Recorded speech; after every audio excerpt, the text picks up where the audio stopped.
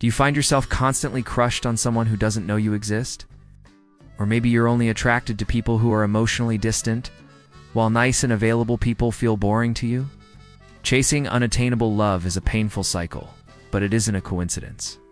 Psychology suggests that when we pursue someone we can't have, we aren't actually looking for a relationship.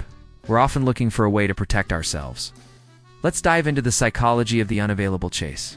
It sounds contradictory, but chasing someone unattainable is actually a safe bet. If someone is truly available, there is a real risk of intimacy, vulnerability, and eventually, the pain of being truly seen and then rejected.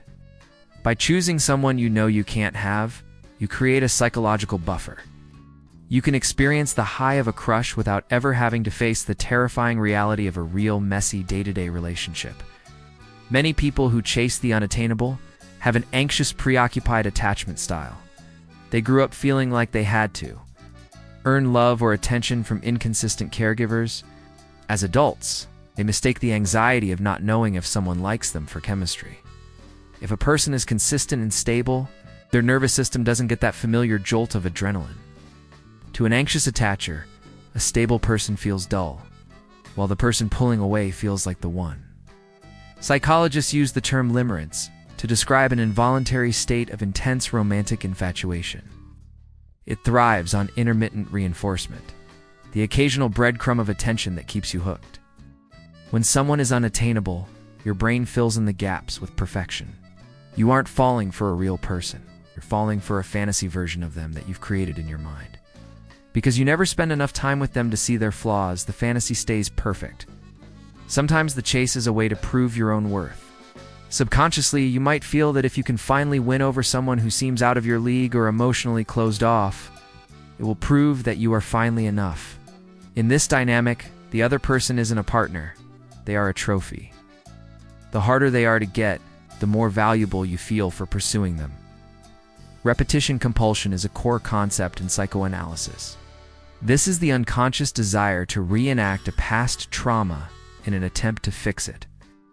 If you had a parent who was cold or distant, you might seek out cold or distant partners. Your brain is trying to rewrite the ending of your childhood.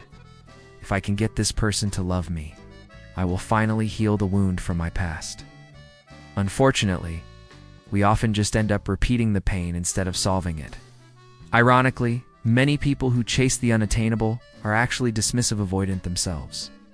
By staying obsessed with someone who is far away or unavailable, they ensure they never have to be truly intimate with anyone. The crush occupies all their emotional space, acting as a shield that prevents them from having to open up to a real person who is standing right in front of them. Breaking the cycle of chasing unattainable love starts with realizing that the thrill is often just anxiety in a fancy dress. You deserve a love that is certain, consistent, and most importantly, available. When you stop chasing the people who don't want you, you finally leave enough room for the people who do. Have you ever found yourself in a limerence loop? What helped you break free? Share your story in the comments below.